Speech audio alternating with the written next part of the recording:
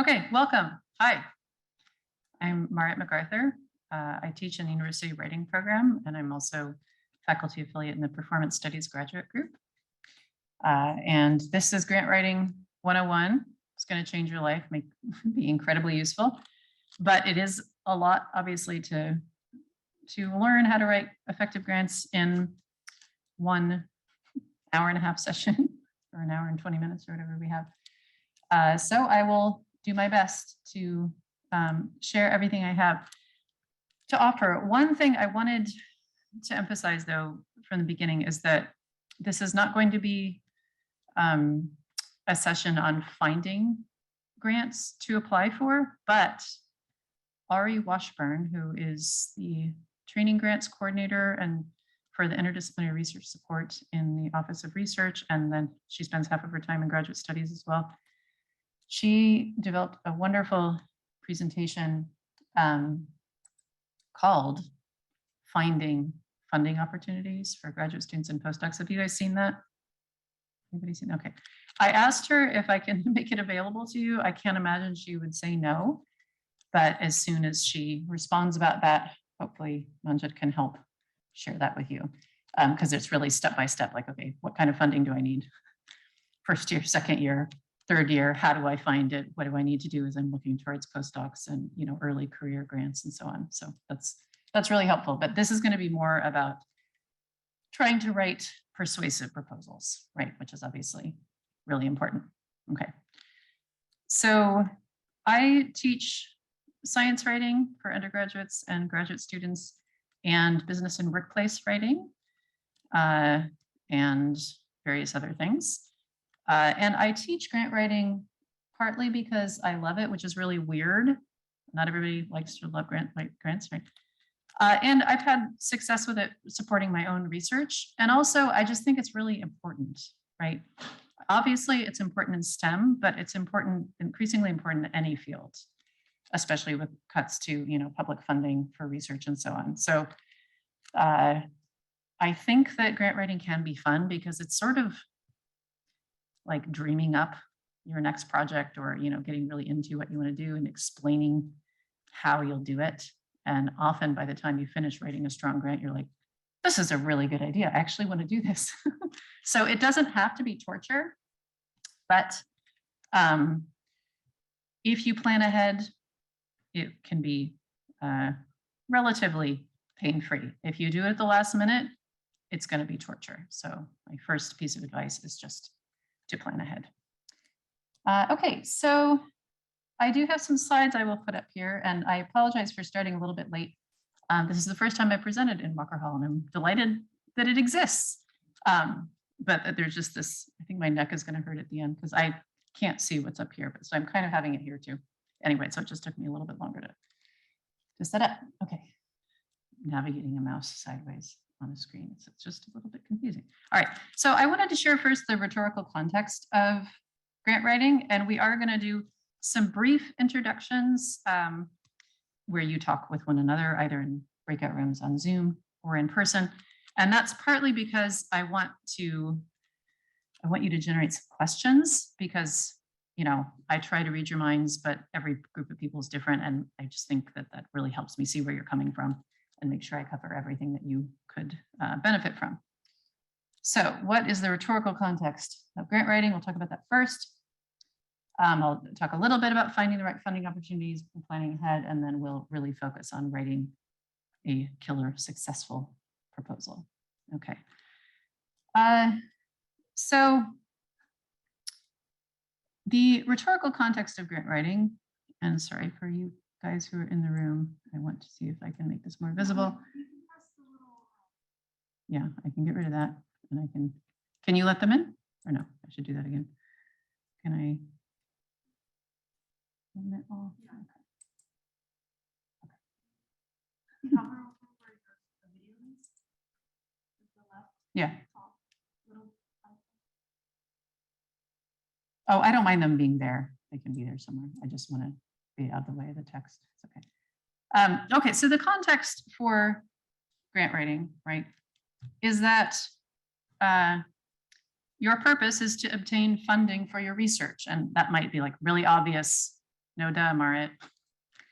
But why do I emphasize that? Well, because when you're writing a grant or when you start to talk about your research, we can fall into kind of descriptive mode and like getting into the weeds of methodology, and all of those things matter. But first, you have to make people care about your project and understand it. The initial audience for a grant proposal are not fellow experts, right?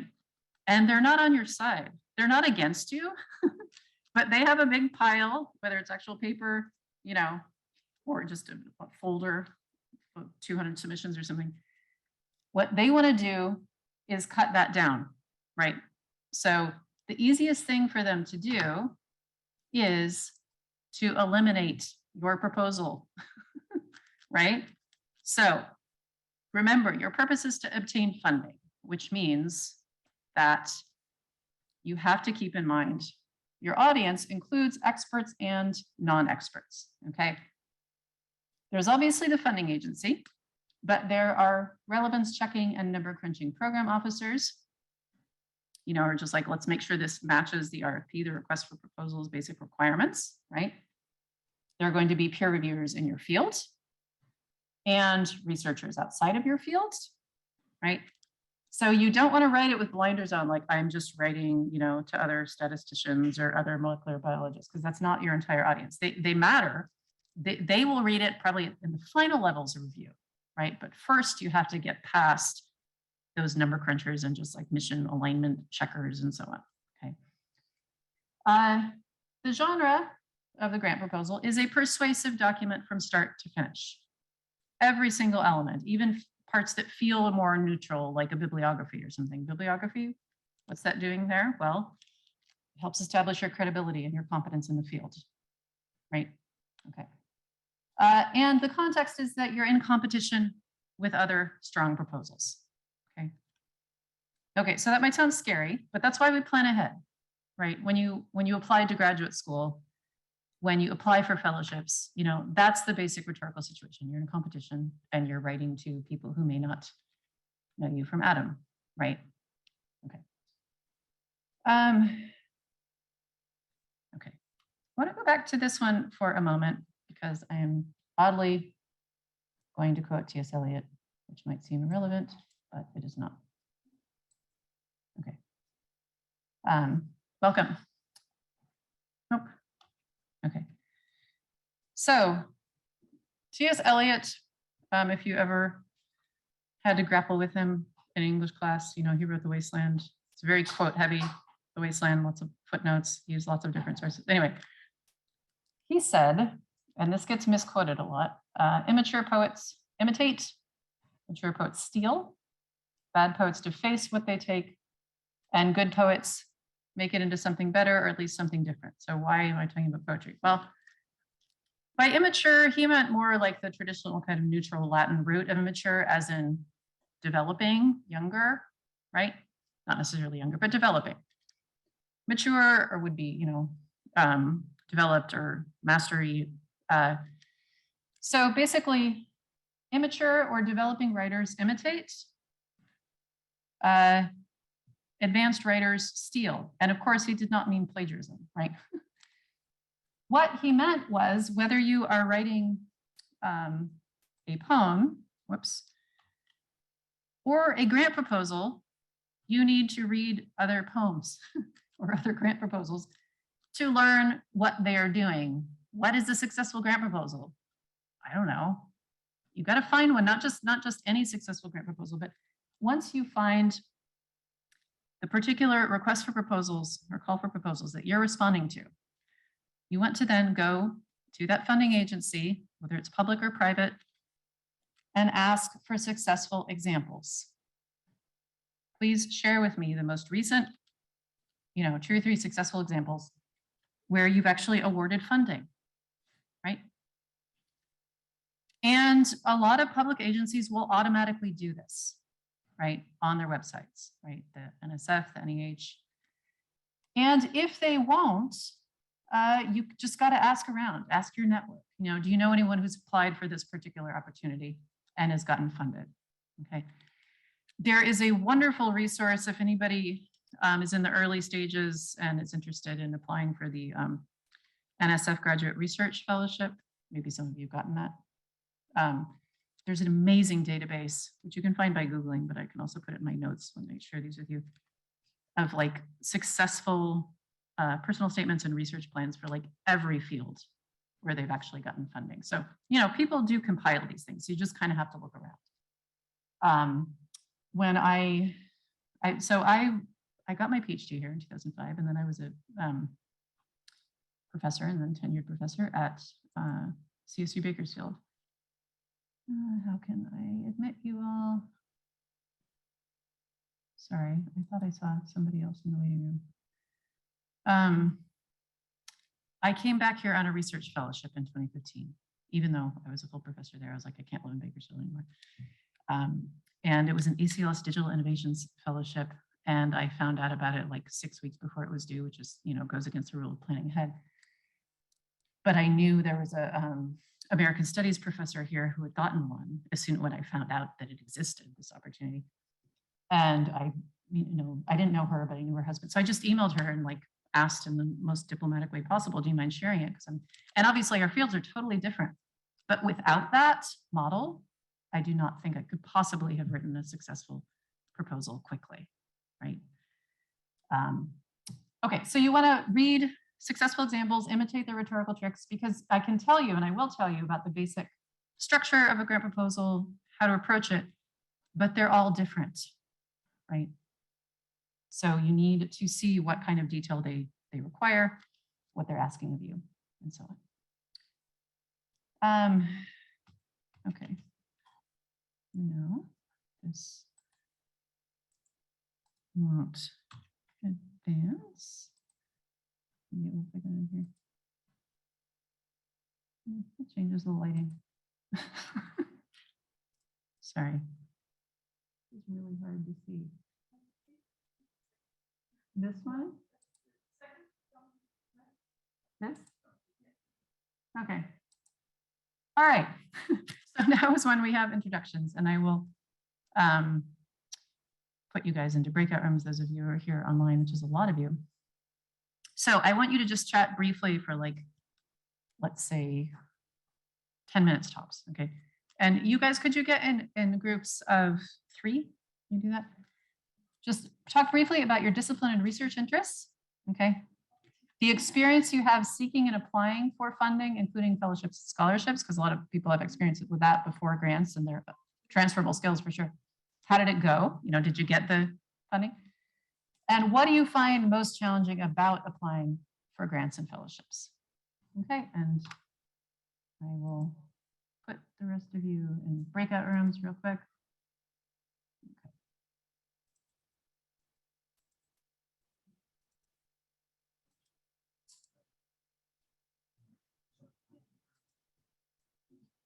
Okay, here we go. So please go to your rooms briefly.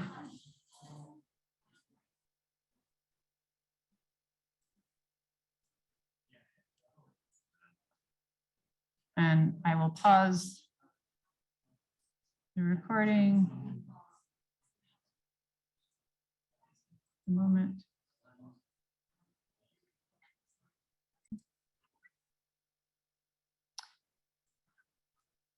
Okay.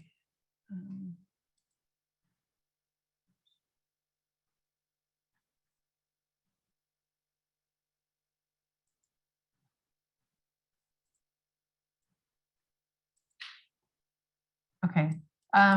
Are those of you on Zoom, are you able to see these slides now?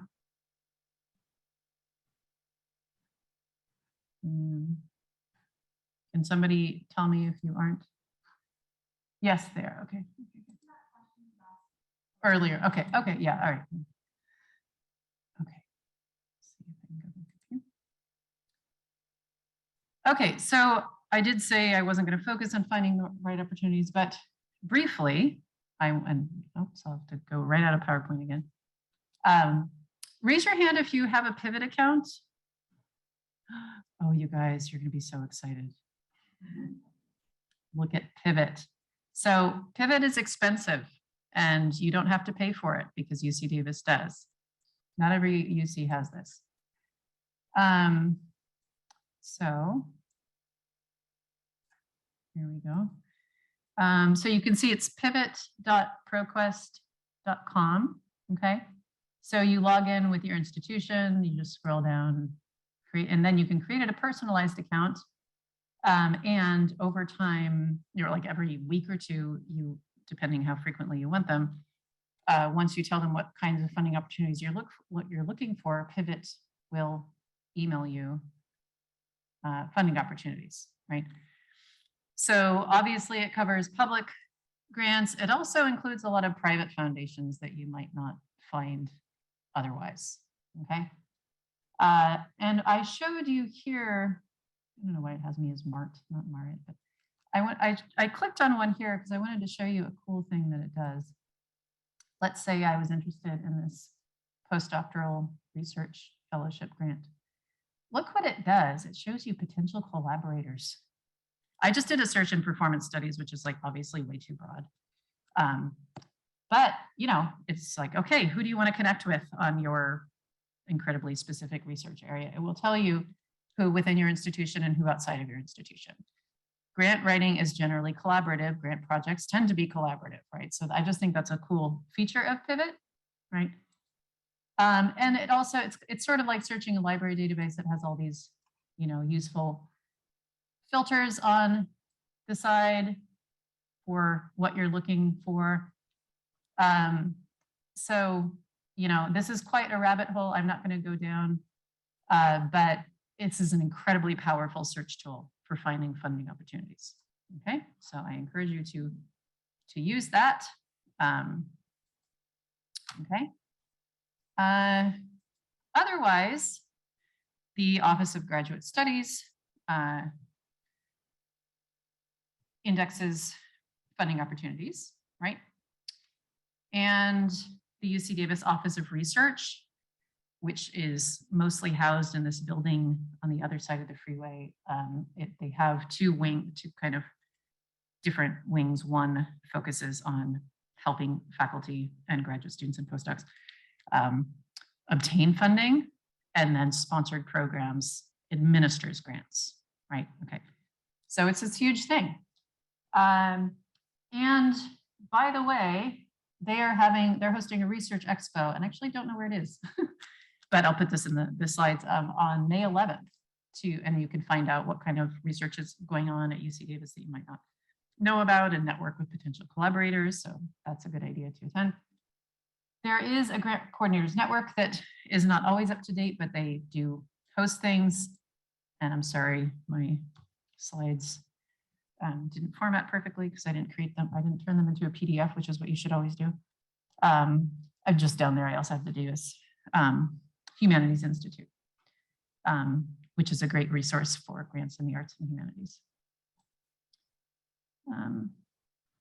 I think everybody's in who wants to be. So those are some other places to look. And because grant writing is collaborative, and you will hear about things from colleagues, professors, and so on, when you're looking for funding, tell everybody you know and see what they suggest. Okay. Okay. Major funding sources. Some of these will be familiar. National Institutes of Health, National Science Foundation, National Endowment for Humanities, the NEA. Grants.gov is kind of overwhelming, but that is where you find all federal grants. SAM.gov, which is actually, like Uncle Sam. It's not a joke, it's a real thing.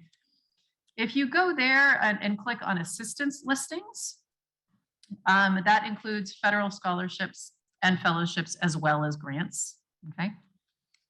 Obviously, the state of California has a lot of grants. California Humanities is like the California branch of the National Endowment for the Humanities. And they have a lot of like small grants, quick grants, I think they call them. Some are only like $5,000, but with grants, you want to start small, because applying for a huge grant that requires a lot of work, you probably are not going to get it the first time, right?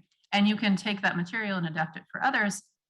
But often smaller grants are less overwhelming, and then they help you establish a track record, which will help persuade people, oh yeah, they've gotten funding in the past, they deserve more, right?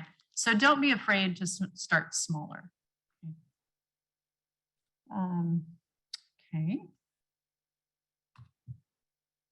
How much competition you face depends on the agency you're applying to, but also the year and your field. Like this is just a sample. In fiscal year 2019, the NSF, National Science Foundation, received more than 41,000 applications. That they had a 27% acceptance rate, right?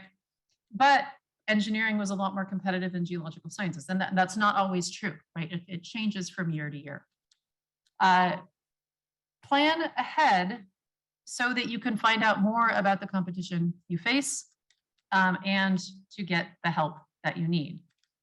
So, and I can give you a personal example here. So I applied twice for an NEH Digital Humanities Advancement Grant and got it the second time. The first time, I didn't have a full draft in time for the program officers to look at it, and they will do this. Not every agency will, but a lot will. If you have a pretty solid draft and get it to them, like let's say 2 or 3 months before the deadline, they will go over it and give you advice, right? That's really valuable, right? Cheryl Susie LaBelle, who's the director of interdisciplinary research support in the Office of Research, an incredibly organized woman. Whenever she's helping faculty with a large grant, she just works backward, like, okay, deadline's 6 months out or a year out. Okay, we're having our first planning meeting in January if it's due next December. So you really want to plan ahead, and so that you have time to get feedback, from your project team, from program officers, and so on. And the second time I applied for that one, my co-director and I did submit a full draft, and the feedback we got was really crucial. Okay, up to that point, I'd gotten smaller grants and stuff, but this was a more competitive one. And the program officer asked me a really helpful question, because you'll see the abstract for this in a moment, but we were proposing a project that would develop and disseminate tools for analyzing audio recordings, okay? Speech recordings of like performative speech. So think of like podcasts, poetry readings, political speech, stuff like that. Okay? Linguists tend to have nice, high quality recordings that they made like in a sound booth, and what humanists are dealing with is much like noisier, right? So the program officer read our narrative and she was like, well, this is cool, this is interesting, but why would anybody want to do this? And I was like, oh, I haven't made that argument yet. And it was really valuable to hear that at that early point, right? So plan ahead, please. All right, then let's move quickly to thinking about how to make the proposal persuasive once you have found an RFP that is worth your time, where your project aligns with the goals or requirements, where you have enough lead time, you have a good team to write it, to carry out the project. So then what do? Okay. So there is a linguist named John Swales, who in 1990 undertook a study of the introductions to 48 research articles in the natural and social sciences, okay? And it is really hard to overstate the impact of his research, and I'll explain why in a moment. He found that, let me see if anybody's asking anything important in the chat. Not that anything is important. Yes, you can have access to the slides after the recording. Yes, definitely. He found that all of these introductions were making these 4 rhetorical moves. And what do we mean by rhetorical? Okay, in Greek and Latin, rhetor means speaker. So the study of rhetoric is the study of effective speech or effective writing, right? So think of them as persuasive moves. Okay, rhetorical moves, persuasive moves. Okay, first thing they were doing is establishing the fields. I'm a microbiologist, I studied genetics of this kind of cancer, whatever, or I'm in performance studies and I study, podcasts, whatever it is. Establish your field, right? Then writers tended to summarize previous research. Like, let's say I'm, to go back to my example, I'm interested in developing and disseminating tools for analyzing noisy performative speech recordings. Okay. What's been done on this already? So by showing that I'm familiar with the very specialized research, right, shows I know what I'm talking about, okay? Then I diplomatically critique that research, okay, to show that there is an unmet need or problem, okay? And diplomatically critiquing it is important, okay? There's a neurobiologist I collaborate with a lot and have done various projects and written things with. And when I teach the STEM graduate writing course, I use an example of a commentary he wrote, and I'm just going to kind of gloss it briefly to illustrate what I mean by diplomatically critiquing. So he studies speech perception in noisy environments, right? Like a cafe or a bar or a party where it's hard to hear people. It's called the cocktail party problem, actually. Like, how can I listen to just you when there's all this chatter around me? So he was commenting for, like, I think Neuron, the journal Neuron or something, on some other research that studied the same problem of speech perception, but in a lab setting where there was kind of simulated background noise, but it wasn't that noisy or that realistic. And instead of saying, like, this is dumb, this is inadequate, like this isn't a real world context, he's like, there are many advantages to this approach. And he listed like 4. And then he was like, however, if we want, these experiments to have ecological validity, we need to develop tools for understanding speech perception in real world noisy situations, right? So when you critique existing research to show that there is a problem or unmet need in your research area, you want to make it clear that there is a problem, but you want to sound like you are building on previous research, not cutting it down, okay? Of course, that depends a little bit on the funding agency, but just as a rule, you want to be careful as you critique, okay? And once you have done that, once you're like, okay, here's my field, I know the previous research that's been done, I have shown that there is a need, for this tool or whatever. Now I've gotten your attention, so let me share my research project with you, okay? So those 4 moves are obviously important.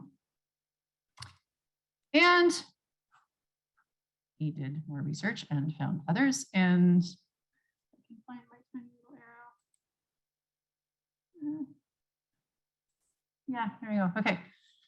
So other people took Swale's rhetorical moves that he had discovered in various research articles and applied them to grant proposals. And in a study of grant proposals submitted to the European Union, another group of researchers found that 9 of Swale's rhetorical moves were in every single grant proposal. Okay, so these things are real, they empirically exist. And if you can fit them into or make these rhetorical moves in your grant proposals, they will be a lot more persuasive, okay? So we already talked about establishing territory, reporting or summarizing previous research, showing that there is a gap or unmet need, okay? So some of these are a little bit more specific to a grant project. A goal, like what are you trying to accomplish with this project? Means, how are you going to accomplish that goal, right? Achievements or outcomes, and you might actually want to scribble these down. It's only 9 terms, right? Because we're going to try to see if we can find them in some samples. Achievements or outcomes are like the concrete deliverables. Okay, so let's say I was applying for money for a mentorship program for graduate students. I'd be like, okay, I'm going to accept 10 students into this, and I'm going to mentor them through, the job market, right? And we'll have the goal of getting them all some sort of, postdoc or tenure track employment. And we will do like an exit survey on how much it helped them. So my outcomes would be like, okay, we helped 10 students. Here was the outcome for them, right? The benefits might be like, we will share the insights from this small scale mentoring program, like a pilot project, to benefit graduate student support at UC Davis in general. And if this works, we will fund it more from UC Davis funding. You know, so the benefits are like the larger, warm, fuzzy things. We will increase support for students, for grad students from different backgrounds. You know, whatever the larger, warm, fuzzy things are. But the outcomes or achievements are the concrete deliverables. Okay. The competence claim is similar or related to the reporting previous research, right? If you show that you're familiar with research in your field, right, that's going to show that you're competent to carry out the project. Also, you establish competence through, for NSF applications are called bio sketches, the biographies, the biographical background of everyone on your project team, right? So, and any previous projects, any previous research that you or your project team has carried out in this area that has been successful, any previous funding that you've received, that sort of thing, all of those things would show competence, okay? The first time I applied for that NIH grant, for instance, I just applied from here, right? And even though, you know, I'm amazing and wonderful and nobody else in the world does the weird things that I do at this level, you know, UC Davis isn't necessarily known as like, they have great reputation in performance studies, but I wasn't with them yet. And they don't have so much of a reputation for like what is called cultural analytics or digital humanities research, and people do it. But so my co-applicant the second time was from Northwestern University, which has like a radio, TV, media program, and just like is more known in like the audio DH world, you know. So even though I was like leading the project more, having them as a collaborator gave the project more legitimacy. So choosing your project team carefully also helps competence, right? Importance is a fuzzy one, but importance depends on your audience and on the mission or goals or values of the organization, right? So you probably are familiar with the NSF, and or you might be able to look at a sample project summary from an NSF early career grant in a moment, or in a few moments. But we know, okay, NSF cares about intellectual merit and broader impacts. So they want to see that your research is legitimate in your field, that you're current and contributing to the knowledge base. And then broader impacts for them has to do with like sharing the benefits of science with society, increasing representation of women in traditionally underrepresented groups in STEM, you know. So that's what the NSF cares about, right? If you are thinking, well, they don't tell, this organization doesn't tell me very much. I'm like, well, I'm asking for funding from an American, you know, private foundation. They don't tell me very much. Well, they're American, so maybe they care about democracy, you know. So sometimes you have to think kind of broadly, but some requests for proposals will be very explicit, like here is our call for this year, and these are the 3 goals you must connect with. Other times it'll just be like, you know, we have funding from the baking industry. I'm not going to tell you anything else. So you have to read between the lines and think about what's important to them. And of course, you can think about societal importance. You know, generally we care about like sustainability, you know, impacts on the environment. You know, it depends. What is important depends on your audience and your field, right? But as much as possible, without making things seem overblown, you want to demonstrate that there's some importance beyond your immediate field, right? And to society in general, if that's appropriate. Okay, so did we write these down? We got these terms down, okay. Okay. All right. Oops, that's not working.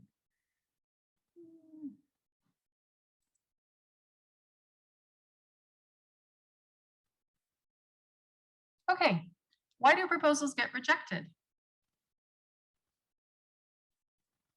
This is according to a survey of NIH reviewers. Lack of new or original ideas. And I did this stuff on the right, showing that how these moves really are empirically important in grant proposals. Okay. So if you have not shown that there's a real gap or unmet need in your research area, you've not explained the importance, well, it's going to come across as, not very new or original. Okay. If your research plan is not very focused, you haven't stated your goal and your means of achieving it clearly enough. Okay. If you show a lack of knowledge of published relevant work, you haven't summarized previous research enough, you haven't maybe established the territory of your field enough, or shown again that there's a gap. Lack of experience in the essential methodology, that's competence, right? That doesn't mean that you yourself all alone have to have done everything that you're proposing, but you do want people on your project team, right, who have that credibility. Uncertainty concerning future directions, because it's not enough to just do something great and be like, okay, how are you going to measure the outcomes? How are you going to disseminate these findings?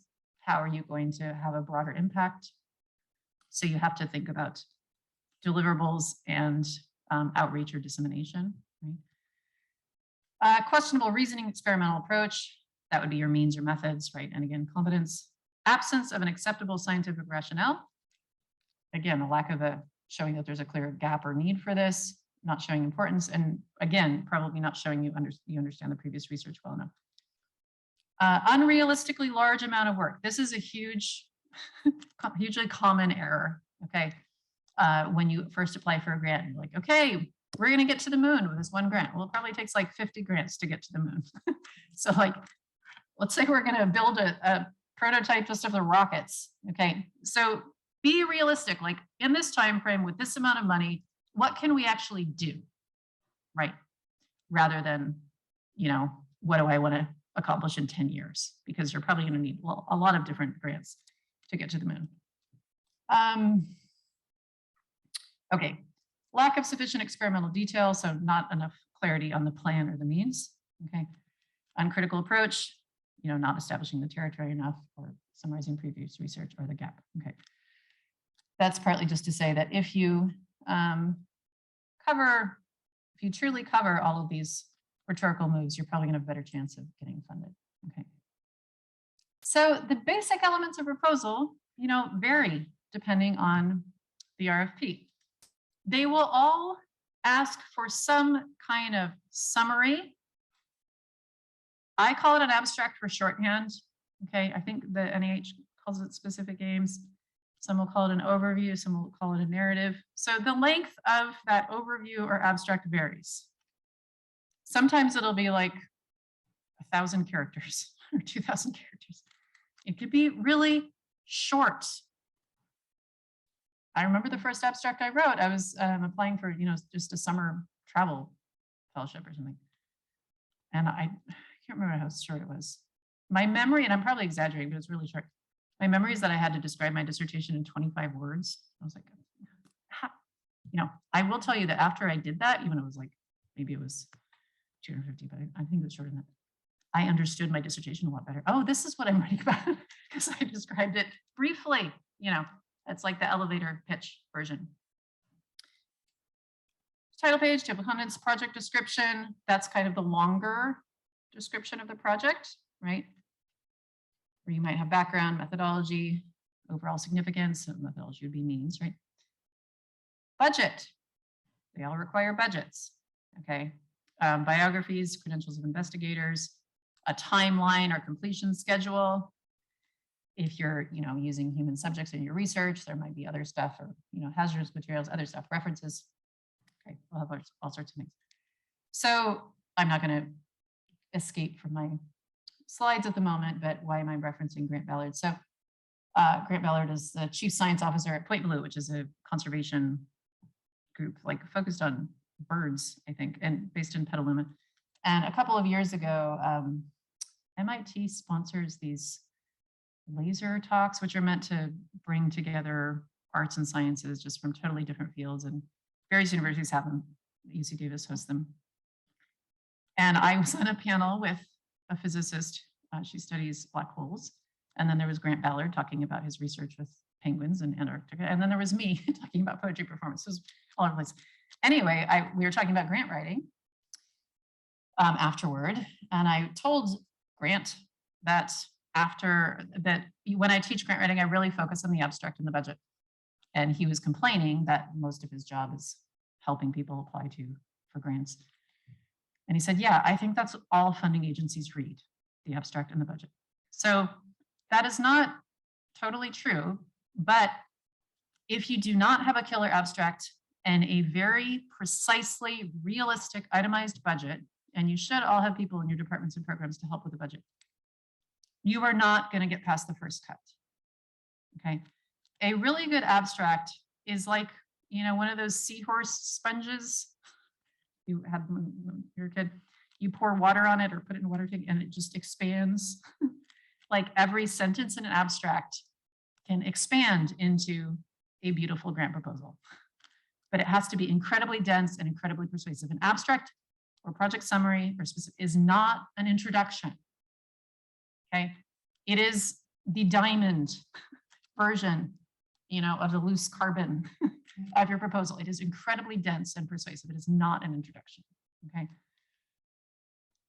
I should pause for questions. We have questions at the moment. And I do remember I asked you to come up with some questions. We will talk about those. Yeah.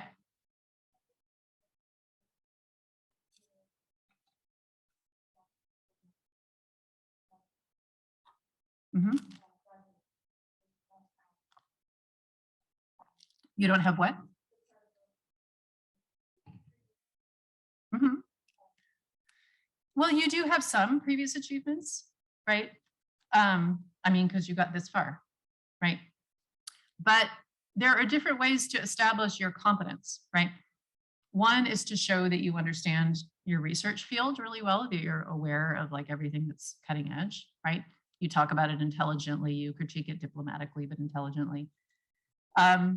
And part of it is just choosing the right opportunity, right? If you go for something that typically people don't get until like 5 or 10 years into their, first tenure track job, you're probably not going to get it, right? But if you apply for something that it would be a stepping stone to that kind of grant, you should have a decent shot. Do you have an opportunity in mind? Or?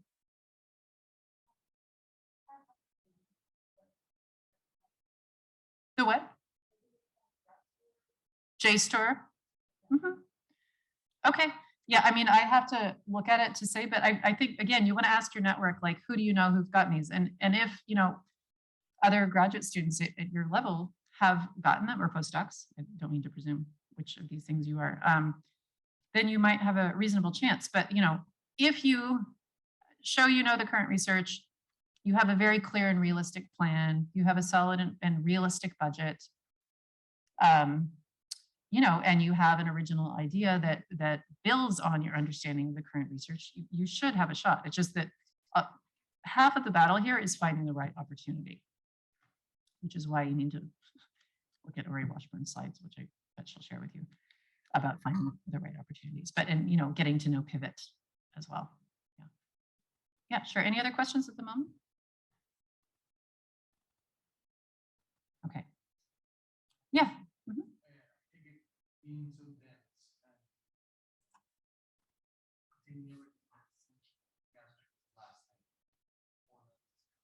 No, I would actually suggest drafting it first, because you're going to go back to it and go back to it and go back to it and go back to it and revise it and revise it and revise it some more and share it with people and revise it some more and resequence it and rearrange it. So the thing is, writing the abstract will help you understand what your project also, because it is meant to contain everything. But I'll talk about that more when we talk about this. Yep. Yeah. Yes, I'm sorry. So, and I'm sorry, I didn't get your name. You asked about Chris. Yeah, Chris asked about establishing competence when you don't necessarily have a long track record yet. Okay, and Brian asked about like, when do you write the abstract? Yeah, so I would say draft the abstract early. Think of it more like your pitch, right? And you're going to keep going back to it. So, and let me elaborate my metaphor here about pouring water on the sentences of an abstract, and they will expand. So, so when I did get this NEH grant that I'm using as an example here, I was not explicitly like, okay, which move am I making, you know, sentence by sentence, but I went back and looked at it and I was like, okay, I am making moves in every sentence. Okay, so if we look at this one, the first sentence, I believe, is establishing territory and importance. Audio archives provide tremendous resources for studying text and performance styles, and media history and formats. Okay, so that's the area that we're in. Right? Gap or unmet need. I don't exactly say that these tools don't exist, but implicitly, I guess I'm saying that they don't. Such research requires tools that work well on low quality, noisy audio common in humanities research, e.g. poetry readings, radio plays, and talking books, the data sets for this project. Okay, so if I were to pour water on that first sentence, you know, I would say more about research on audio and how much more audio archives we have access to than we did even like, you know, 10 years ago. Just there's such a huge volume, right? And I would probably review some of the research to just show the importance, okay? Gap or unmet need, I pour water on that sentence by reviewing and critiquing existing existing tools for this kind of research that typically come from linguistics and don't deal very well with noisy audio, okay? Then I have a goal statement. The proposed project will develop, provide access to, and support humanistic research using 2 state-of-the-art open source user-friendly tools, gentle and drift. So I hope you can kind of see what I mean. Like if I take that sentence or that sentence, you can see how in the fuller narrative, I'm going to give more background on the tools that exist and on these ones that I'm proposing developing further and disseminating, right? Means, okay, if I pour water on my means sentence here, my means sentences, that's going to help me develop the project plan, okay? You have your goal, but then how are you going to reach that goal? Drawing in advanced speech recognition and signal processing algorithms, gentle and drift, visualize and quantify prosodic expressive features of speech, including pitch range, intonation patterns, intensity, and rhythm. The project will also train a network of scholars in using these tools and solicit and apply their feedback to develop new features to fit their needs, right? So that's going to go into more, those details will be fleshed out, right, in the fuller narrative and plan, right? In so doing, the project will provide practical tools, broaden the community of users, and develop new digital humanities research on sound, right? So, you know, we did those things. But if you have a very dense abstract that does cover all of these different moves, because there's a certain, you know, sequential logic to them, right? You want to show that you know your field, and you want to diplomatically critique it to show that there's a need. Okay, now that I've got your attention, here's what I propose to do, right? Here's how I'm going to do it. Here are the outcomes, and then here are all the warm fuzzy benefits from the project. So I think they're pretty intuitive to incorporate. What we often find is that abstracts will just begin with a goal. This is what I'm going to do, right? And it's not that you can't do that, but when you're in a very competitive context, you know, where they're going to have like hundreds of submissions, it might not be a bad idea to start with an unmet need or start with importance, right? So as you revise your abstract, you may, you know, partly you have to, Anne Lamott has a great essay you can go Google called Shitty First Drafts. You have to let yourself write shit at first, right? But then later you might resequence it and refine it. If you have a really good abstract that does cover all the Swale's rhetorical moves, it will be easier to write the rest because you will know, okay, I really have to flesh out my means. I don't have enough on means, right? Or I'm not doing outcomes yet. Or I haven't shown this is important, right? So it's good to actually look for these, and as you are drafting, make sure that you are making them all and in a fairly logical sequence. Okay. So nobody gave me an abstract that they're working on, which is okay. So I was going to look at one with you that was it's for an NSF early career grant, I think. Yeah. And we still have 24 minutes if anybody wants to, sorry, escape on this. How can I get out of here? Escape doesn't work. Okay. You know, if somebody wants to put a link to one in chat or something on Google Docs or whatever, I'm happy to look at that. But let's practice a little. Oh, and actually I got it here, so we can look at it a little bit. Okay, so this was for, I think if we go back here a second, it'll show us what it was for. Well, on it, yeah, it does say early career development. Okay. So I don't know the title for it, sorry. Is that big enough for you guys to read? Yeah. All right. So this is just practice in seeing if we can recognize these moves, because the more intuitive they become, the better you'll be able to do them. All right. So I'm just going to ask you guys. It can be people here or on Zoom, in which case you could unmute yourself rather than use chat. The ultimate objective of this project is to develop an integrated scheduling framework for multi-core based real-time systems. Sorry, I'm trying to, I guess, is that quite big enough? I'm just trying to make it as big as I can without cutting anything off. Yeah, okay, I can't. Okay, so I asked you guys to scribble down those 9 rhetorical moves. What move do you think this one is making, this first sentence? Yeah, goal, right. I said a lot of, abstracts or project summaries will begin with goal. Okay, all right. And that's the thing. I felt like with the NEH, I needed to establish the importance or territory first, but maybe with NSF, maybe they like goal statements first, right? So that's why you need to get to know your funding opportunity and successful models.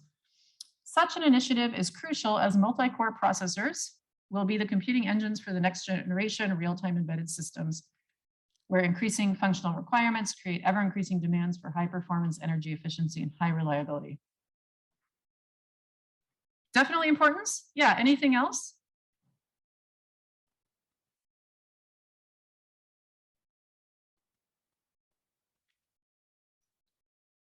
Okay, yeah, so like maybe like a kind of tertiary thing is like, I know what I'm talking about, yeah? Okay, yeah, it implies a gap, right? We need these things. Multi-core processors will be computing engines for the next generation, so we don't have them yet, right? It's also establishing the field, establishing the territory. You could say the first 2 sentences are, but that one is establishing the territory, right? Showing importance. Okay, those 2 I would say for sure. With a strong research background in real-time scheduling, energy management, and fault tolerance, the principal investigator has great confidence to tackle the scheduling issues, i.e. what application tasks are executed where, when, and how for exploiting multi-core processors and high-performance, low-power, and highly reliable real-time embedded systems. Yes, definitely competence, right? And a little bit more of the territory. And we want to remember this is an early career development grant.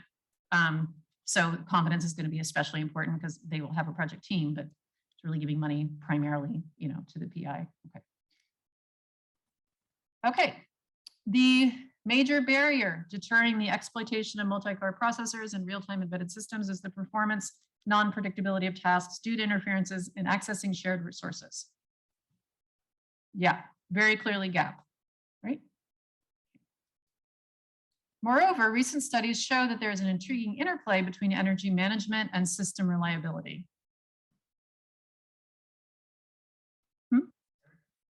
Kind of territory. Yes, reporting previous research or summarizing previous research, right? Yeah. Therefore, an integrated scheduling framework is necessary to address the often conflicting requirements on performance, energy efficiency, and reliability. Yeah, definitely gap or unmet need. And a little bit of goal, right? Because it refers back to that opening sentence too. Towards this end, the PI will study the competent-based systems models, competent-based system models, and for different kinds of real-time workloads, develop a set of multi-core aware real-time scheduling algorithms, which will incorporate the flexible performance power characteristics and inherent redundancy of multi-core processors. Yeah, a little bit more in goal, like more specific goal and means. So those two together. These new models and algorithms will be validated and evaluated through both extensive simulations and real implementation on physical platforms equipped with multi-core processors.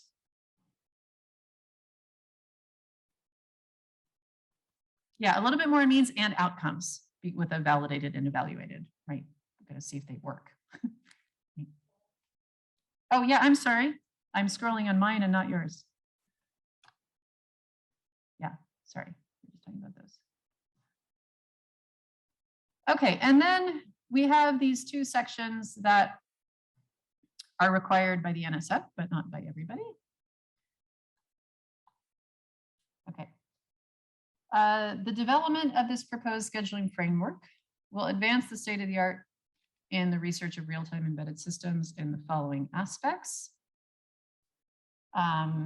Novel component-based execution and resource models will be studied to capture the essential features of multi-core based embedded systems and to facilitate the development of efficient it's a real mouthful, real-time scheduling algorithms, which will guarantee various hard and soft timing constraints of periodic, sporadic, and aperiodic real-time tasks.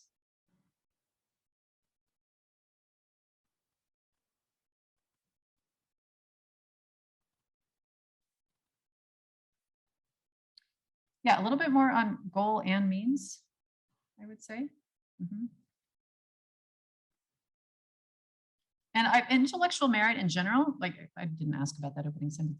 It's kind of important. It's like what's important to the NSF, right? Advancement in the field, okay?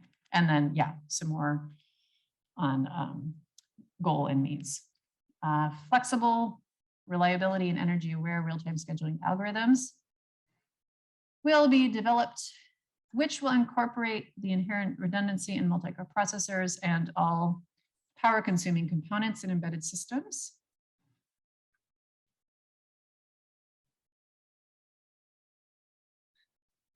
It's a little bit more outcomes too, right?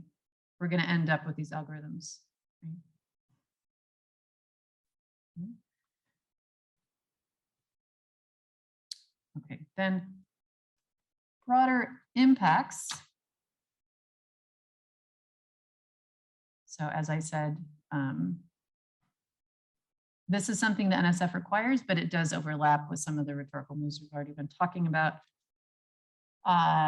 The development of the proposed scheduling framework will lay a solid foundation for the design of multi-core based real-time embedded systems, which will proliferate in the foreseeable future.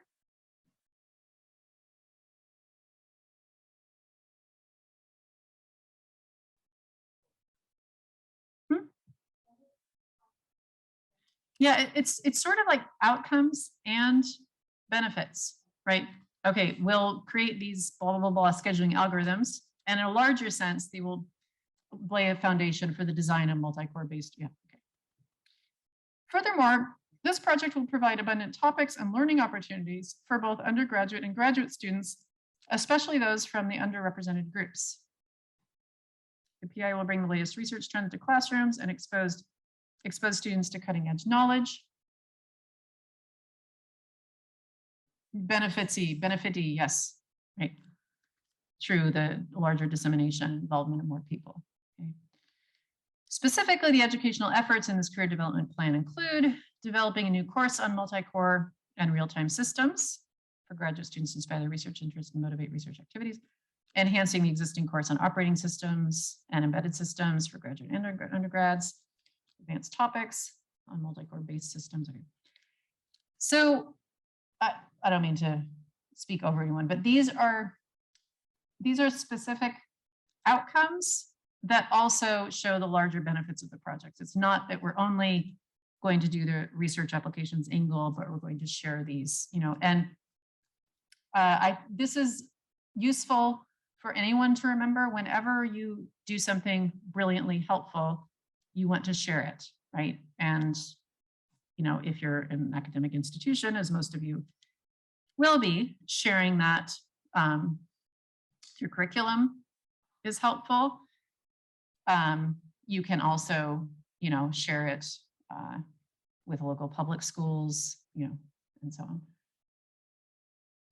As an officially recognized minority institution, about 58% of UTSA students are from minorities. To expose them to prevalent research topics and promote their participation to scientific activities, the PI will continue to participate in the annual ExxonMobil Texas Science blah blah blah World competition and okay. Those are still kind of more benefits, right? So the arc there, right? From goal, right?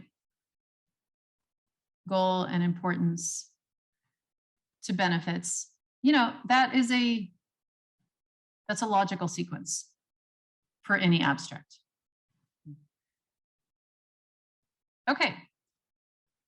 So I hope these feel pretty intuitive, right? And when you are drafting an abstract, you can, of course, try to make these sentence by sentence, but you can also just sketch your idea, your plan, and so on. And then, let yourself write the shitty draft and then go back and be like, okay, what am I doing in this? Am I making any move at all? Or am I going into a lot of elaborate detail about the methodology, which doesn't belong here, right? Obviously, methodology is really important. When I teach this graduate writing course for STEM PhD candidates, we write a methodology article, right? But maybe my methodology needs to be elaborated in the research plan, right? So sometimes you'll write something and you'll be like, okay, that's good, but it doesn't go here, right? So you want to be flexible when you are drafting about resequencing. What's the best way to engage my audience with the first sentence? Right? And as I said, I do think it's a good idea to start with the abstract because you're going to revise it so much, and just because it's so important. That's not to say, the full plan, the budget, the bio sketches and everything aren't important. They are, but you need to make the first cut. And if your abstract is really persuasive, then you are going to be in a better position to make the rest of it persuasive. Because you have to, it's not just that you make the rhetorical moves in the abstract, right? You make them through the whole thing, right? The narrative is going to be more about goal, importance, summarizing previous research, showing a gap or unmet need. The research plan is going to be more about means and achievements, right? Benefits, okay. Okay, so still have about 10 minutes. I'm happy to look at somebody's abstract with you if anybody wants to volunteer one, or we can just take the questions you came up with when you were talking to each other.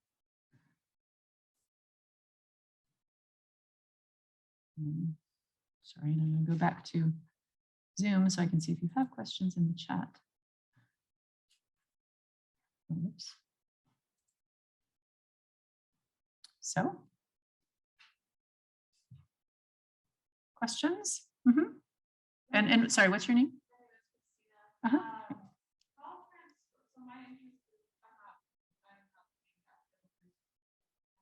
Mm-hmm.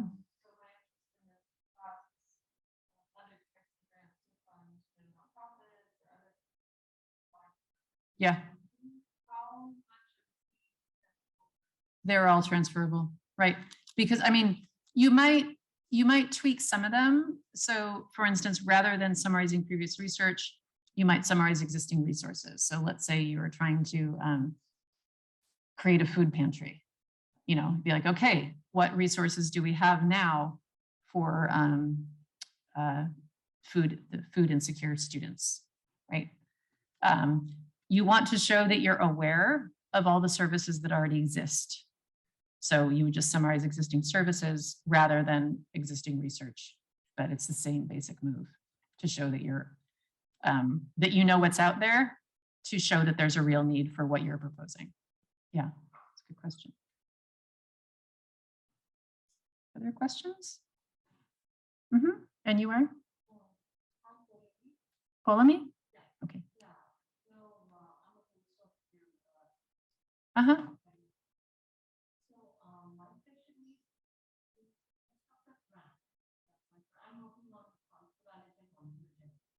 Say again. Okay. Mm-hmm.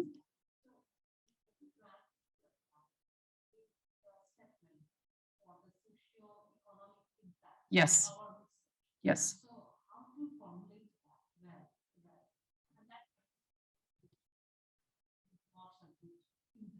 Right. How to demonstrate the social impact of the research in molecular and genetic. Yeah. Mm-hmm. Mm-hmm.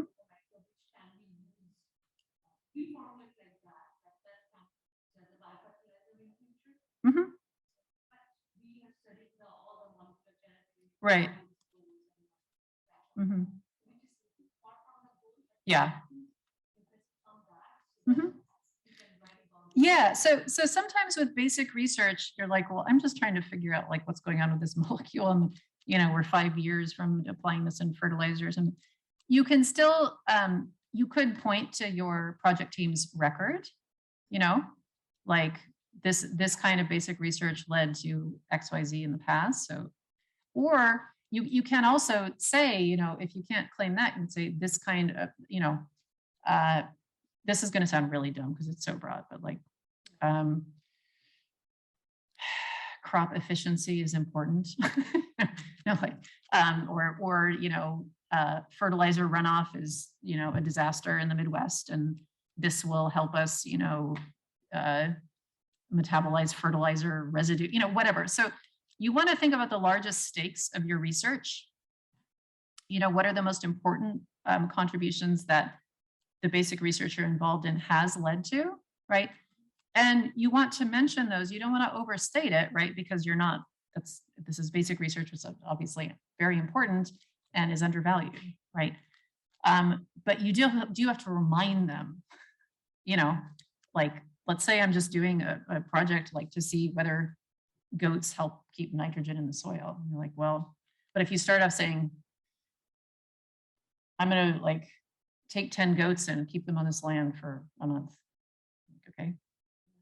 All right. You're telling me what you want to do, but why? Why does this matter? Well, here are some stats on nitrogen and, and what it does, how it's contributing to climate change or whatever. And if this works, it could help make, nitrogen capture more efficient, so you still want some of those importance claims. And if you're like, well, I can't have that really direct thing, you can say, we're going to involve local high school students in this research project because this is a really important field and not that many people are majoring in it. So it just kind of depends. And the last thing I'll say is the first thing I should have said, which is find good examples for that particular grant in your field and imitate them. Sure. Yeah. Oh yeah, I'm sorry. I was going to look at chat. Okay. Are there templates and examples available on foundation websites from former awarded grants? Yeah, I can, and also can I share that abstract? Yeah, so I will share these slides, so you can have access to them.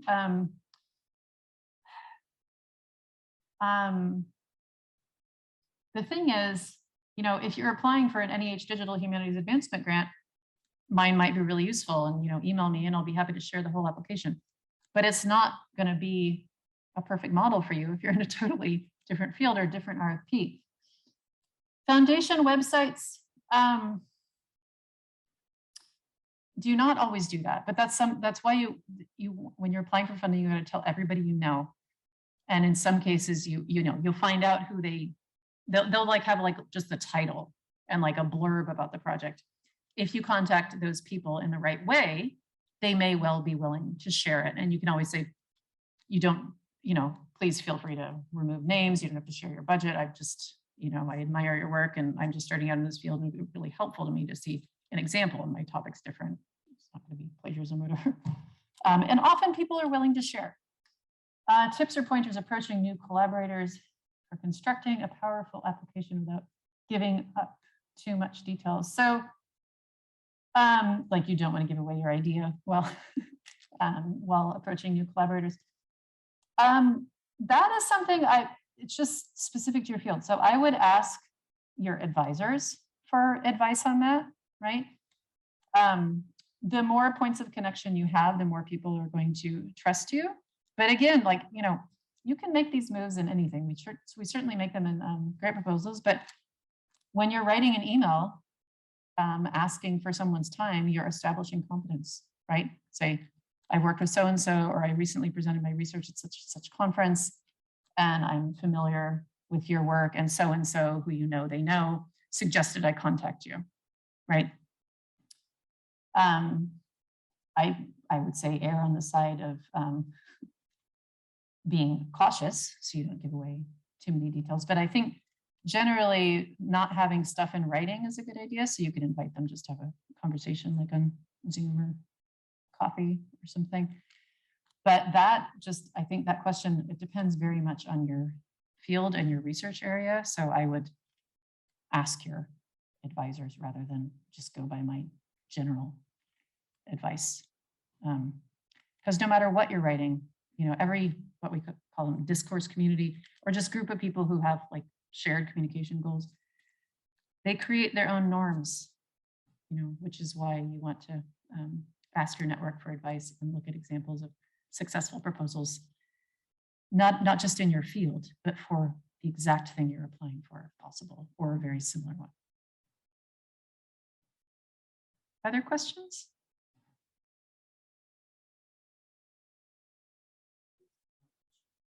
Yeah. One needs to start strong with some yes. Mm-hmm.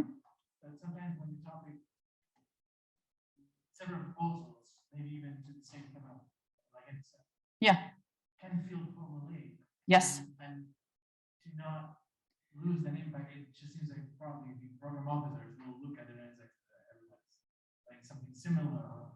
Then what is the next most impactful thing? Mm-hmm.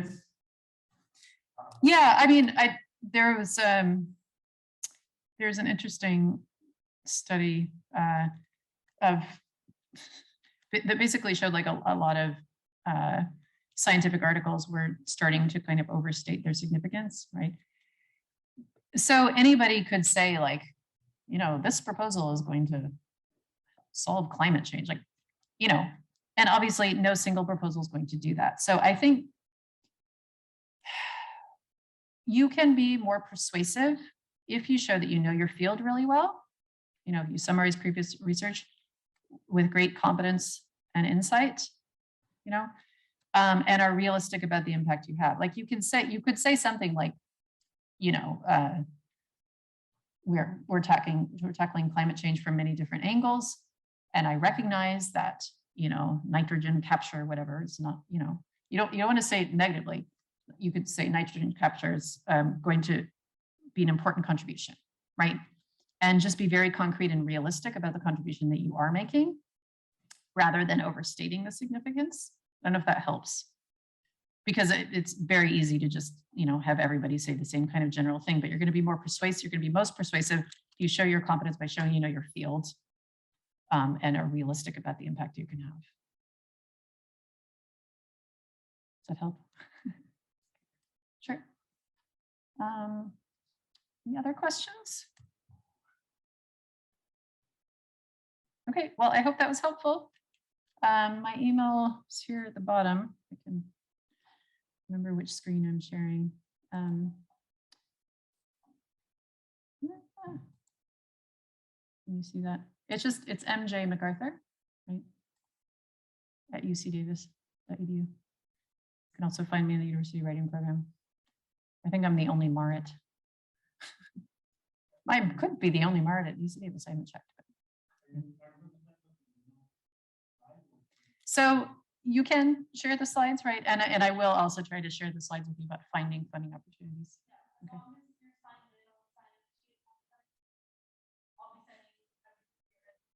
Yeah. And get yourself a pivot account ASAP. Okay. Thanks, you guys.